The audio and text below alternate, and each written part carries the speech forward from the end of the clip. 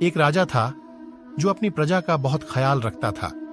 वह अपनी प्रजा के बीच जाता और उनकी समस्याओं को सुनता था। वह कोशिश करता था कि वह उनकी समस्याओं को दूर कर सके। उसकी कर्तव्य निष्ठा के चर्चे दूर दूर तक फैले हुए थे। एक बार राजा अपने राज्य में भ्रमण करने के लिए निकले हुए थे। तब उनके कुर्ते का एक बटन टूट गया।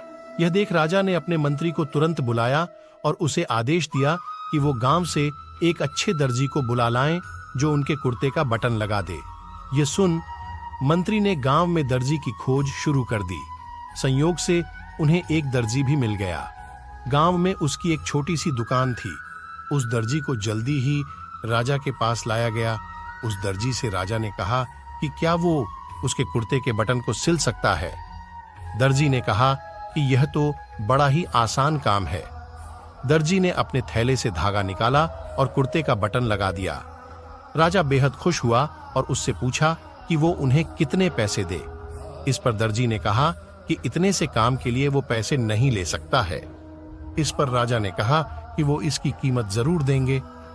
दर्जी ने सोचा कि उसने तो बस धागा ही लगाया है, तो उसके 2 रुपए मांग लेता हूं। फिर दर्जी ने सोचा कि कहीं राजा यह न सोचे कि इतने से काम के 2 रुपए तो गांव वालों से कितना पैसा लेता होगा। यह सब सोच समझकर दर्जी ने कहा कि वो अपनी इच्छा से जो भी देंगे वो ले लेगा।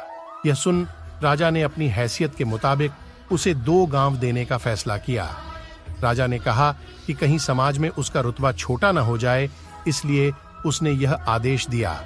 दर्जी ने मन में सोचा कि कहां तो वो 2 रुपये मांग रहा था और कहां वो 2 गांव का मालिक बन गया। सीख: इस कहानी से हमें यह सीख मिलती है कि हम सभी अपनी क्षमता के अनुसार सोचते हैं, लेकिन भगवान हमें अपने हिसाब से सब कुछ देते हैं।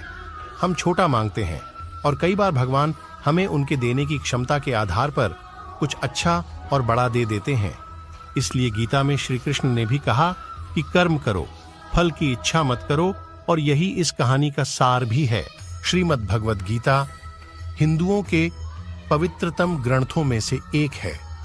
महाभारत के अनुसार कुरुक्षेत्र युद्ध में कृष्ण ने गीता का संदेश या गीता का उपदेश महाबली अर्जुन को सुनाया था। श्लोक: कर्मण्येवाधिकारस्ते मां फलेषु कदाचन मां कर्म फल हेतुर्भुर्मा ते संगोस्त्व कर्मणि। इंसान को केवल कर्म का ही अधिकार है, उसके फल के बारे में चिंता करने का नहीं। इसलिए तुम कर्मों के फल की चिंता मत कर और कर्म से विमुख मत हो। हम कोई काम करने से पहले उसके फल के बारे में सोचते हैं और फिर काम करते हुए भी नतीजे के बारे में सोचते रहते हैं। जब काम की वजह से मनचाहा फल मिलता है तब हम खुश होते हैं, इससे अहंकार बढ़ जाता है। लेकिन अगर हमारी इच्छा के मुताबिक फल न मिले तो हम दुखी हो जाते हैं। हालांकि अगर कोई भी काम करने से पहले विवेक का उपयोग करके हम यह जान लें कि ऐसा करना सही है या नहीं, तो शंकाएं मिट जाती हैं। अगर वह काम सही है तो उसे नतीजे की फिक्र किए बिना पूरा मन लगाकर और उत्साह से करें।